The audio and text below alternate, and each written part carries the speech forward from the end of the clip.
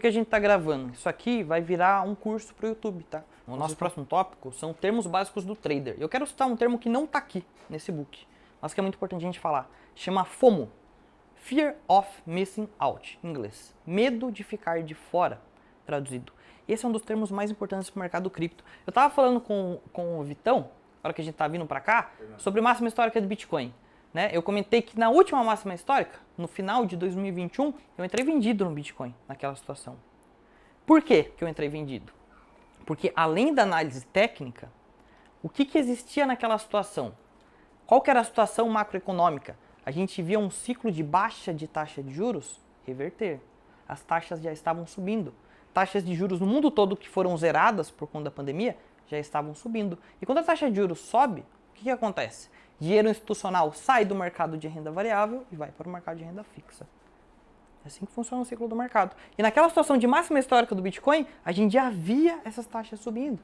Foi por isso que eu entrei shortado. Agora, no mesmo ano, em janeiro, quando o Bitcoin também atingiu máxima histórica, em 63, eu comprei. Por que eu comprei? Porque o ciclo de taxa de juros, que estava caindo, já estava zerada, não tinha expectativa de subir naquela situação ainda. Estava tudo zerado. Estados Unidos imprimindo dinheiro a rodo, pagando $2.000 para cada cidadão norte-americano e a galera tudo comprando Bitcoin. E um Bitcoin em máxima histórica. Aquela situação eu comprei. Por quê? FOMO. Fear of Missing Out. Medo de ficar de fora. Medo de ver aquela moeda valorizar e você perder dinheiro. Isso é o que mais acontece no mercado cripto. Por diversos motivos. Um deles, muito específico, é a falta de regulação. Que muitos de vocês reclamam, eu tenho certeza. Pô, vai regular o mercado cripto? Não quero que regule. Mas por que a gente abre o YouTube hoje e vê uma thumbnail? Essa moeda vai... Eu faço isso, tá? Só pra usar. Essa moeda vai valorizar 1000% nos próximos tantos dias. Por que a gente faz isso, nós criadores de conteúdo? Porque vocês assistem e porque ninguém vai taxar a gente por isso. Diferente do mercado tradicional, onde existe um órgão regulador que tá vendo isso daí. Ele não deixa você fazer isso. Você não vai abrir o YouTube e ver a Magalu vai valorizar tantos por cento. Se você vê, é um analista certificado que está dizendo isso. Um analista que nem sequer pode comprar aquela ação, diferente do mercado cripto. Então o FOMO no mercado cripto é muito grande por conta disso. Você é bombardeado de informações de pessoas dizendo compre. Porque todo mundo pode dizer. Você pode abrir um canal no YouTube e falar compra essa moeda agora. E a moeda pode ser sua. Você não está ganhando por trás. Diferente. Pode ser um patrocinador. Você pode ser um patrocinador. Isso na Ripple, na XRP, né? Você vê um comercial absurdo no Instagram, tu abre e a Ripple todo bombardeando, né? Muito forte. Né? Exatamente. O maior youtuber de cripto do mundo, BitBoy Crypto, que agora teve seu canal deletado do YouTube, o que aconteceu com ele? Ele recebia patrocínio de moedas menores para ele falar, compra essa moeda e vai explicar. Ele tinha o maior alcance do mundo.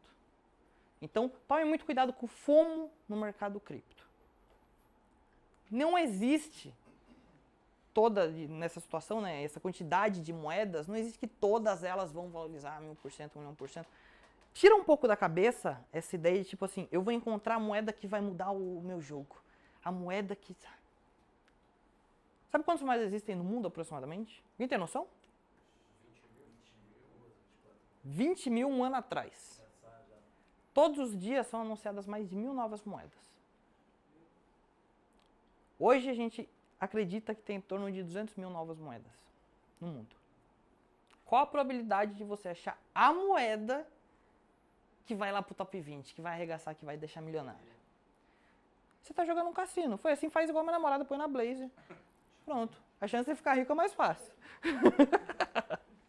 Então é muito diferente. É muito melhor você aprender como operar para você ganhar dinheiro onde a certeza é maior. Do que você ficar caçando moedinha. Vai por mim, eu já fui o cara que abria a conta na corretora, comprava $5 de todas as moedas. Plau. Uma delas saiu de 5 e foi para 200. Todas as outras eu perdi tudo. E tem um FOMO que acontece no trade também, que é aquela operação que você fica com medo de realizar lucro porque acha que vai subir mais. Tome cuidado, pessoal. Bateu o alvo, relaxa. Realiza... A galera do Shiba vai cortar 3 zeros. Pô, fez a operação, bateu o seu alvo, realiza. Ó, lucro bom é lucro no bolso, né? O que eu uso para controlar um pouco isso? Realizei lucro da operação, não olho mais aquele gráfico, aquele ativo, né? Para não ficar, será que eu deveria ter segurado mais um pouco?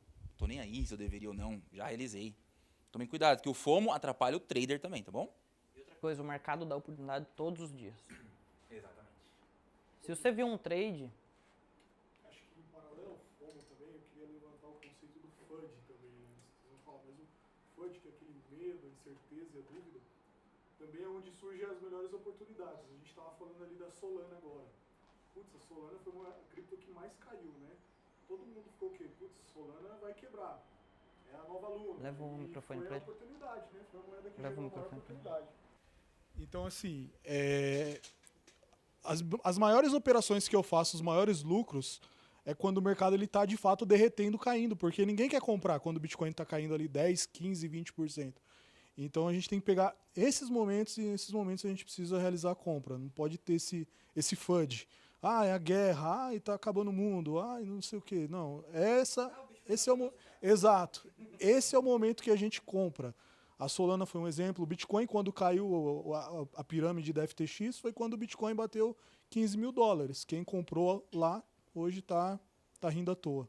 Então, é tomar cuidado com o FOMO, que os meninos explicaram, e tomar cuidado também com o FUD e se aproveitar do FUD para conseguir comprar aí boas oportunidades.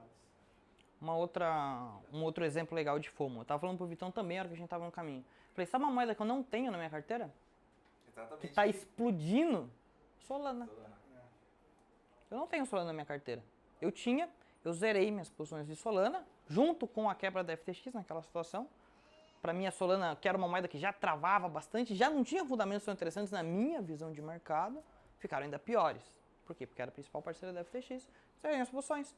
Nunca mais comprei Solana, só para fazer trade. Dei tradezinho, isso aqui, isso aqui. Ela tá explodindo agora. Tô preocupado com isso? Junto com ela, depois outras moedas vão explodir, moedas que eu já tenho em carteira. Eu não preciso comprar a Solana agora, depois que ela subiu 200%. Posso estar comprando no topo. Mas precisa ficar tranquilo. A gente sempre acha que, tipo assim, se eu perdi essa oportunidade, não vai ter outra, cara. Eu perdi a Doge, não vai ter outra. Depois da Doge teve a Shiba, teve a Pepe, teve diversas outras oportunidades que surgem no mercado. Então é importante saber isso também. É legal a gente entrar em mais alguns termos básicos do trader. Isso é muito importante para vocês que acompanham conteúdos, não só no canal da Bitget, mas em outros canais. A gente muitas vezes escuta diversos especialistas, youtubers falando alguns termos e talvez as pessoas não conheçam. Então a gente vai dar uma dica de alguns termos para vocês. Começando com abrir posição. Todo mundo sabe que é abrir uma posição? Abrir uma posição é você entrar ou comprado ou vendido em um ativo. Tá? Então sempre alguém fala, vou abrir uma posição. Pode ser tanto uma compra como uma venda. Toma cuidado com isso. Pode ser uma posição vendida. Nem sempre abrir posição é só uma compra. Fechar ou zerar a posição, né? É quando você realiza lucro ou às vezes também realiza prejuízo e às vezes o 0 a 0, né? O famoso 0 a 0. O famoso break-even, né? Break-even. Stop loss e take profit. Isso é o essencial para análise técnica. Quando eu monto uma operação hoje, eu faço a minha compra, eu abro uma posição e junto com ela, eu particularmente coloco 4 novas ordens, todas as vezes. Primeira delas, stop loss. Vou utilizar o exemplo da FTX. Eu ouvi aqui, estava de canto, eu estava fazendo uma operação e eu ouvi alguém comentando, o Fernando vendeu a FTX antes de quebrar. Algum de vocês falou aí, 2 dias antes de quebrar. Sim, eu vendi FTX, eu troquei minhas FTX, metade da minha posição de FTX que eu tinha, eu troquei metade por Chainlink naquela situação e fiquei com metade. E o que eu fiz com a outra metade de FTX? Eu coloquei um stop loss. Por quê? Naquela situação eu percebi o perigo do mercado. Falei, cara, pode dar cagada essa FTX. Eu sinceramente não esperava que ela fosse quebrar tão rápido, mas eu achei que ela fosse desvalorizar muito. Então eu saí de metade da minha posição e a outra metade eu coloquei um stop loss. Eu informei para a corretora o seguinte, corretora, se a FTX cair mais 10%, venda tudo para mim. Isso é um stop loss. Você stopa, você para o seu prejuízo. E o take profit, quais são as outras 3 ordens? Para mim são 3 take profits. Take profit é você tomar lucro. Você está numa posição comprada, o seu lucro é se um ativo sobe 10%, você sai daquela operação. Por que eu coloco 3? Porque eu nunca saio totalmente do meu trade. Se eu entro num trade, por exemplo, vou mostrar ao vivo aqui. Ó. Eu estou com um trade aberto aqui, que é uma posição vendida de Bitcoin Cash. Essa posição, eu entrei com 292 dólares, ela está me rendendo agora 106%, um lucro de 311 dólares. Alguém sabe me dizer o que, para que agora, para a galera que conhece o operacional já, o que rolou aqui em Bitcoin Cash? Alguém sabe dizer? Foi uma DVAP aqui. Só que é uma posição vendida, aqui a gente está num gráfico de 1 hora, um time frame pequeno, eu estou vendido no gráfico diário. O que eu fiz na hora que rolou essa DVAP aqui de 1 hora? O que a DVAP me disse? Que o ativo deve subir um pouco no curto prazo. Então aqui, acionou meu primeiro take profit. Eu bati uma parcial. Essa posição que agora está de 292 dólares, na verdade era de 600 dólares. E o meu lucro também estava de 600 dólares. Eu vendi metade. Então o que eu fiz? A exposição que eu tinha no mercado, eu já tirei. Eu não perco mais dinheiro nesse trade. Eu já botei 300 dólares no bolso e tenho mais 300 posicionado. Então, se esse trade voltar lá para o meu 0 a 0, para mim não acontece nada. Eu tenho um outro take profit que está programado aqui para baixo. Se cair mais, eu vou vender mais metade. Se cair mais metade. Vendido 3 metades, eu gosto de vender 3 metades, eu vou chegar numa situação onde eu já realizei de 80% a 90% de toda a minha posição. Os outros 10% eu deixo lá no 0 a 0. Por quê? Porque o mercado cripto a gente conhece. A gente sabe que amanhã pode dar alguma notícia e isso aqui despencar 20%. E eu quero aproveitar isso. Então por isso que eu sempre deixo um pouquinho. Mas é muito importante a gente ter o stop loss e ter o take profit. Sabe quando que acionou o meu take profit aqui? Eu tinha visto aqui essa divergência que estava acontecendo, eu deixei minha ordem apregoada aqui em cima e peguei a estrada, vim pra cá, beleza, estou aqui com vocês, pegou automático. Eu só vi a hora que cheguei aqui, eu falei, pegou meu take profit. Então é importante você ter sempre as duas ordens. Por quê? Porque a gente não vai ficar 24 horas olhando pro gráfico. E volta pro que o Vitão falou no começo, não é interessante para você ficar 24 horas, você vai se perder. Você vai ver, o trade já tá aqui, ó, o que ia acontecer? O trade está aqui embaixo. Você ia ver esse baita engolfo aqui assim, ó. Nossa, fudeu, vou ter que sair do meu trade. Depois o mercado caiu. Se eu estivesse olhando aqui, talvez eu tivesse saído aqui. Mas eu não tava. Então é muito importante. E às vezes pro trader que tem menos experiência, um candle vermelho ou um verde já assusta. Nossa e aí senhora. você acaba tomando uma decisão ali um pouco errada, né? Fernandinho, por favor, dá para mostrar na prática como que você ativa esse take profit? Mostro. Bora lá. Take profit. Aqui, ó. Tem duas formas de você ativar o take profit. No momento que você vai fazer a entrada, então você vai fazer a entrada, você já coloca o take profit stop loss. Então você vai colocar a entrada aqui. Uma entrada, você vai fazer uma entrada, por exemplo, de acionamento, né, ou a mercado, faz a sua entrada e tem um botãozinho aqui, ó, take profit barra stop loss. Você clicou aqui, ele vai abrir mais duas entradas, um take profit, outro stop loss. Você coloca aqui o valor que você quer, por exemplo, eu estou vendido, né? Eu vendi, por exemplo, 250 dólares, eu quero o meu take profit em 220. Aí tu bota aqui 220. Stop loss, mesma coisa. Ou caso você queira colocar depois, eu costumo colocar depois. Você vem aqui, faz a entrada, você clica aqui, ó. Cadê? Tem um botãozinho aqui. Aqui, ó. Nesse lapisinho aqui, ó. Tá vendo como o meu stop loss já tá apregoado, ó? 244. Take profit ainda não. Por quê? Porque eu já bati um take profit. Então tem que apregoar o outro. Então você clica aqui, aí ele vai abrir a mesma janela, você só coloca lá take profit stop loss. Fechou? Nada. Teve até uma operação da FTM, turma, que eu fiz, que eu mandei lá no grupo, e ela chegou a bater 6.500% de lucro. Não significa que essa operação eu não realizei nada até lá, né? Eu fui realizando algumas parciais. Porque isso que o Fernando falou agora te ajuda a pegar a total assimetria daquele ativo, né? Então eu comecei com 100 dólares a 75x de alavancagem e agora estou com 10 dólares a 75x e esses 10 dólares estão dando 500 e pouquinho dólares de lucro para vocês terem ideia. Então por quê? Porque eu fui fazendo parciais e deixando acontecer. Se eu tivesse realizado todo o lucro por inteiro lá há 2 semanas atrás, eu não teria nem chego nem perto do lucro que eu tive. Por isso que é importante isso aí, né, Fernandinho? Price action é a ação do preço, né? A gente fala muito de price action em todas as lives. Eu e o Fernando, nós gostamos muito de utilizar o price action para operar no mercado cripto, principalmente, por conta que a gente entende que é uma forma mais limpa de se operar, turma. É uma forma que a gente utiliza realmente ali os padrões gráficos que já foram trazidos por diversos analistas técnicos de quase 100 anos atrás. Né? Então é uma forma simples de se operar e que você entende realmente o que está acontecendo ali com o preço.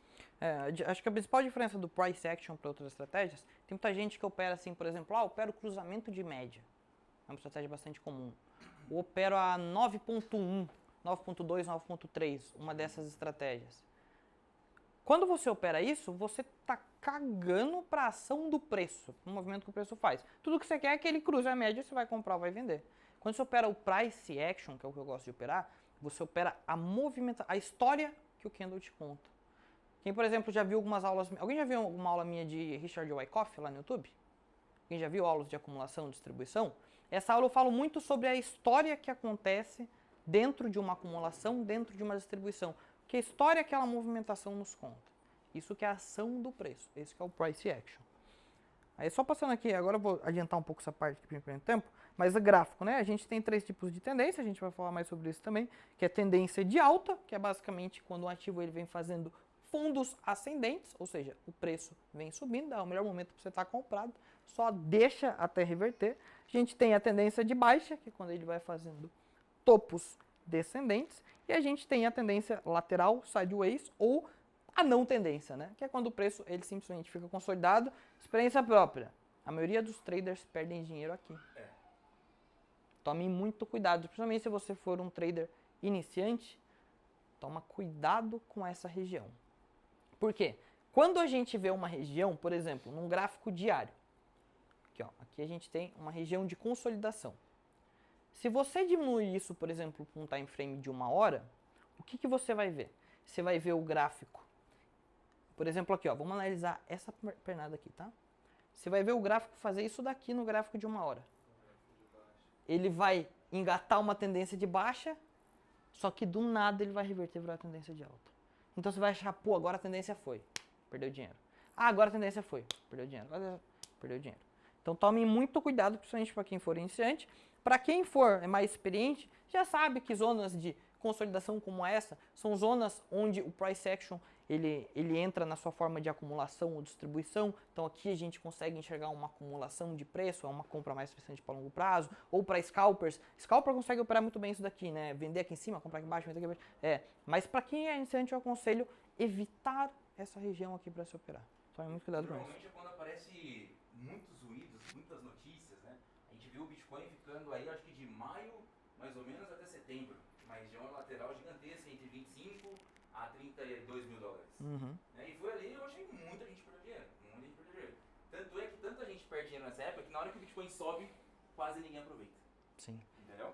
E algo que marca muito essas regiões, por exemplo, a região de consolidação que a gente viu, são suportes e resistências. A gente costuma ver linhas retas no preço marcando um suporte, uma zona de compra, linhas retas marcando resistência. Diferentemente da tendência, onde a gente vê linhas inclinadas, né? A gente tem fundos ascendentes. Então aqui nessa zona, geralmente se vocês colocarem um volume aqui no gráfico, a gente vai falar sobre volume depois também, você vai ver que o volume sempre aumenta aqui, aqui, aqui, aqui, aqui, aqui, porque é onde ocorre negociação suficiente para o preço reverter. No caso de uma tendência de alta, a gente tem uma demanda, pessoas comprando, por isso que o ativo se valoriza. O ativo se valoriza por base no aumento da demanda. Ele passa a cair porque a oferta aumenta e aqui a gente tem um volume alto. O que é o volume alto? É a demanda absorvendo toda a oferta. Todas as pessoas que estão vendendo conseguem vender e o preço volta a subir. Então por isso que nessas zonas aqui de LTA, LTB, suporte e resistência, a gente tem volumes altos, né? Isso é muito importante. E no canal a gente tem as duas situações, né? A gente tem uma junção, né? a junção, é basicamente isso. Então a gente tem a zona onde vai aumentar o volume da oferta, aumentar o volume da demanda, aumentar o volume da oferta, aumentar o volume da demanda, que é quando o preço ele caminha dentro de uma tendência maior, né? Turma, só mostrar aqui, muito importante salientar isso aqui, que muitos traders, quando estão começando, eles querem pegar esses rompimentos dos canais. Ele só quer pegar rompimento. E aí, muitas vezes, o canal dá um rompimento falso. Igual aqui, por exemplo, embaixo, aqui em cima. Então, às vezes, é melhor você operar até dentro do canal mesmo, que vai ser muito mais fácil do que você querer ficar pegando um rompimento. Pega a favor da tendência, né, muitas vezes. Se você colocar o Bitcoin num gráfico mensal, você vai ver que ele nunca saiu de um canal. Faça o exercício depois. Coloca o Bitcoin no gráfico mensal e traça um canal. Vai ser um canal desse daqui e o Bitcoin nunca saiu desse canal. Qualquer um que tentou operar o rompimento desse canal...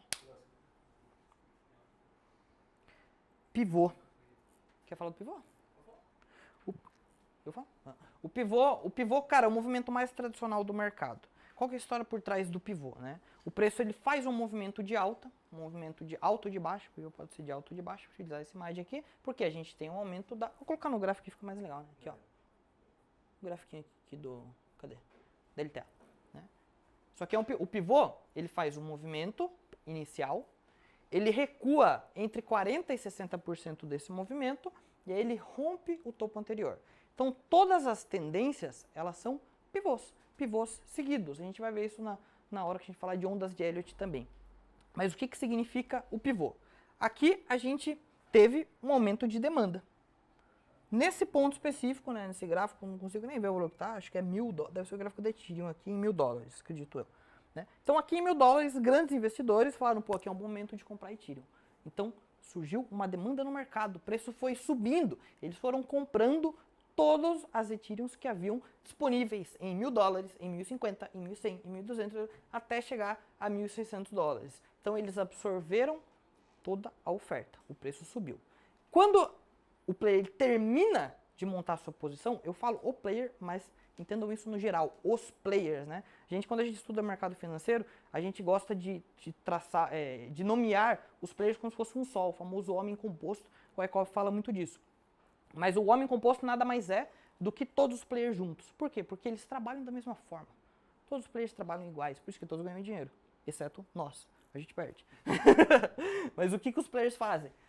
Aqui o homem composto, ele atua no mercado, a demanda sobe, ele consegue absorver toda a oferta aqui. E aqui, o que ele faz? Ele para de comprar. Por quê? Porque conforme o preço vai subindo, o preço médio do homem composto também vai subindo. Por quê? Porque ele comprou em $1.000, em 1.100, 200, 300, 400, 500, 2.000. Então, ele inicialmente começou a comprar em 1.000, mas ele acabou pagando 2.000. Ou seja, o preço médio dele está lá em 1.500. Então, aqui ele fala, pô, aqui eu preciso parar de comprar. Quando que eu vou voltar a comprar? Quando o ativo retornar ao preço médio dele. Por isso que o ativo recua de 40% a 60%.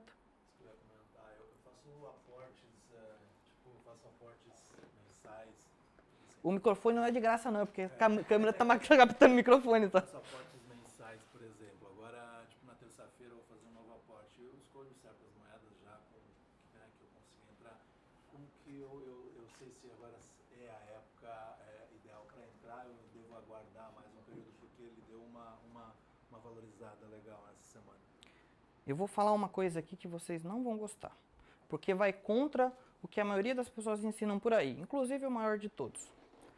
DCA, sabe o que é DCA? Dollar Cost Average. O que significa o Dollar Cost Average? O que significa estratégia? É você programar por tempo, tipo toda semana, igual você faz, e comprar um ativo. Pare com isso. O DCA é extremamente perigoso. A maioria das pessoas que operam há muito tempo e quebraram foi por conta de DCA. O que eu comentei aqui do player? Como é que o homem composto faz? Ele compra um ativo, ele espera chegar numa zona de preço máxima para ele espera o ativo recuar para ele voltar a comprar, para ele melhorar o preço médio. Talvez no seu DCA você esteja fazendo o oposto. Você esteja só piorando o seu preço médio. Então, você está comprando aqui, você começou a comprar de novo. Aí voltou a cair. Se você está comprando toda semana, sem exceção, o ativo ele vai valorizar com o tempo e o seu preço médio também vai subindo. Agora, se você comprar só aqui, o seu preço médio ele vai subir de uma forma muito mais lenta. O DCA é interessante. Aqui. Não aqui. Cuidado com o DCA. Para quem é iniciante, cara, eu não sei nada. Aí beleza. Pô, vou comprar toda semana, porque eu não sei analisar. Agora, a partir do momento que você consegue enxergar isso daqui, cuidado com o seu DCA. Eu faço DCA? Faço.